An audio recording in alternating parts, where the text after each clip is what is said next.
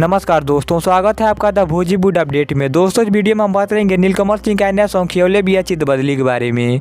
गाना के साथ नहीं भूतेला लेके सोवत के भतार सूतेला।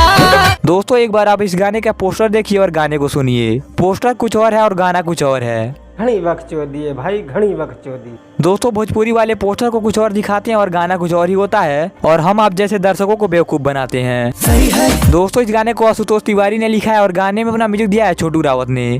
कौन है ये लोग? कहां से आते हैं?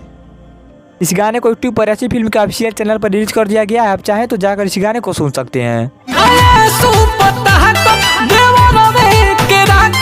क्या बात कर रहा है? दोस्तों गाने के बारे में बात करते, गाने को हम ज्यादा अच्छा भी नहीं कह सकते और गाने को ज्यादा बुरा भी नहीं कह सकते। सही है। दोस्तों अगर आपने नीलकमल सिंह का इस नए सॉन्ग को सुन लिया है तो आप हमें कमेंट कर सकते हैं कि यह गाना आपको कैसा लगा। और दोस्तों भोजपुरी के ऐसे ही लेटेस्ट अपडेट पाने के लिए बने रहिए हमारे चैनल द बॉलीवुड अपडेट के साथ। और वीडियो पसंद आए तो लाइक कीजिए, शेयर कीजिए और साथ ही हमारे यूट्यूब चैनल द बॉलीवुड अपडेट को सब्सक्राइब कीजिए। मिलते हैं अगले वीडियो में। आज के लिए काफी है।